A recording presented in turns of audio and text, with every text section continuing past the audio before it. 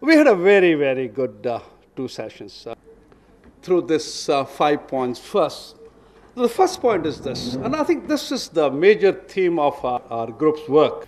We started by saying rural housing is essentially a people process. And it's people process in the sense that it's a people's movement. Out of 135, 140 million rural housing we have in the country, probably 90% of them have been created by people themselves. No architects, no engineers, no HUDCO, no HDFC. And this is a huge testimony. This is a huge evidence of people as builders of housing. And not only people as builder of houses, people as builders of settlements. We are not necessarily looking at housing or houses as a products. We are looking at housing as a process. And we also then subsequently, I think, going to discuss that some of the problems that we have stem from this particular fact that this process dimension of rural housing is not understood. Now, what do you mean by rural housing as a people process? And as a matter of fact, there are a large number of factors that one looks at.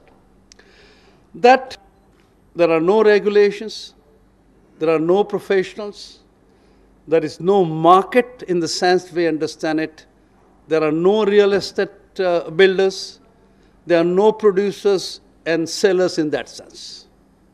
So if you really put all this together, you understand how it is essentially a genuine people's process. We are not looking at houses. We are looking at settlements, which involves much more than just houses. That includes many things. That includes infrastructure, that includes schools, the manner in which people interact. It's a much richer human process. And therefore, we said, and in the context of portal, in the context of Indira Awas Yojana, subsequently that we looked at, we said this is a very important distinction to make. That we are not looking at houses, we are looking at habitat, we are looking at human settlements. So look at house as an economic asset also, rural housing as a house as an economic asset. I, who belong to upper middle class, build a house.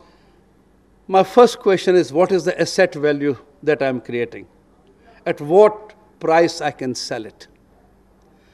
You are really asking a villager to build his house, or you are asking a poor villager to assist a poor villager to build his house. And it's very important that he looks upon that, and you look upon that, that you're not only creating a commodity for use, you're also creating an economic asset. It's very important to look upon this process of housing creation as an integral part of poverty alleviation process. The reason we're talking about poverty alleviation is that if you're creating economic assets, you're contributing to poverty alleviation.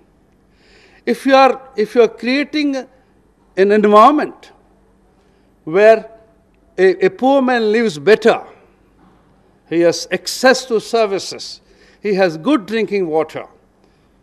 Joe says that he will not build a house if he cannot supply 24-hour water supply. If you're doing all that, you're also contributing to poverty alleviation. And therefore, to look upon creation of housing in the context of poverty alleviation is something exceedingly important, something which, once again, not seen. That if you are looking upon house as creating economic asset for a rural poor, and if you look upon that as a means of poverty alleviation, it has implication on where do you select the site. Because location specificity, even in a rural context, has value addition.